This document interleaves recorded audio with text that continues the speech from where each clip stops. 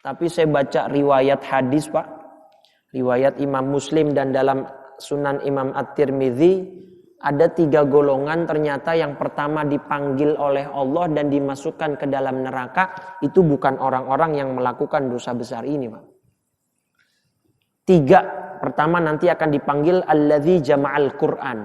Orang-orang yang menghafal dan mengkaji Al-Quran, mendalami dan mempelajari Al-Quran dipanggil sama Allah.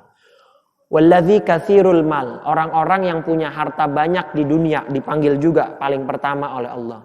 Yang ketiga alladzi qutila fi sabilillah, orang-orang yang terbunuh di jalan Allah, di perang. Dipanggil, yang orang-orang hafal Quran ditanya, kau hafal Quran, kau belajar Al-Quran, kau baca Al-Quran, apa yang kamu lakukan ketika di dunia? Saya mengamalkan Al-Quran, saya mengajarkan Al-Quran, saya begini. Apa Allah jawab? Bal kadzabta, tidak, kamu bohong. Bal aratta ayyuqala laka qari'un wa qad qila laka dzalik. Kamu bukan berniat untuk mengajarkan Al-Quran, kamu tidak berniat untuk mengamalkan Al-Quran, tapi niatmu agar kau dipanggil ustadz, agar kau dipanggil kiai, agar kau dipanggil qori dan seterusnya, dan kamu telah mendapatkan pujian itu. Tuh, banyak orang-orang yang niatnya nanti salah. Yang kedua, yang jihad di jalan Allah dipanggil. Kamu kenapa jihad di jalan Allah? Saya pengen menegakkan kalimat tauhid.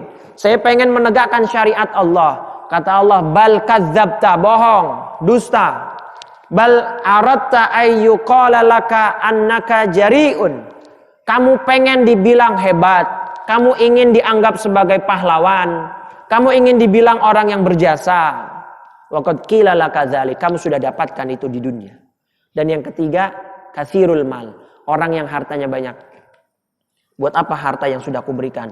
Aku berikan kepada fakir miskin. Aku infakkan di jalan Allah. Aku bangun masjid. Aku bangun panti asuhan. Aku sumbang pondok pesantren dan seterusnya. Itu semua karena mengharap ridho Engkau ya Rabb. Kata Allah, bal kadzabta. Kamu dusta. Kamu pengen dianggap sebagai orang yang dermawan. Kamu pengen dipuji sebagai orang yang baik dan seterusnya. Dan 3 orang ini, kata Nabi, ya Abu Hurairah, ulaika salasah.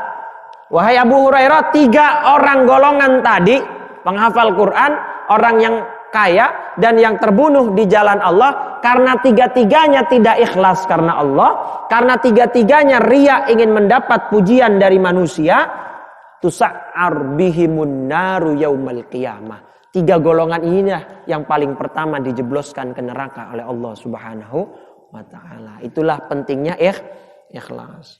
Jadi semuanya butuh yang namanya taubat. Bukan cuma orang yang zina yang butuh taubat. Penghafal Quran juga butuh taubat. Para dermawan juga butuh taubat. Kalau dalam hatinya masih terselip niat yang tidak baik.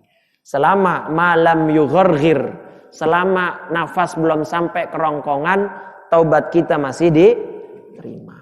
Itulah pentingnya islahun niyah, memperbaiki niat. Dan dari sinilah juga kita perlu yang namanya husnudzon. Benar gak? Boleh jadi orang yang kita lihat di dunia zina, ntar kita ngelihat nongkrong di sorga. Dan sebaliknya, boleh jadi orang yang kita lihat dermawan di dunia, baca Quran fasih, baca ngafal Quran baik, yang kita lihat di dunia ibadahnya banyak, ternyata masuknya ke neraka, boleh jadi. Inilah maknanya kita kepada orang tidak perlu kita mengklaim, menjudge. Tugas kita hanya amar ma'ruf nahi munkar. Mengajak kebaikan, mencegah keburukan. Masalah nanti bagaimana dia. Kita ngelihat zohirnya doang.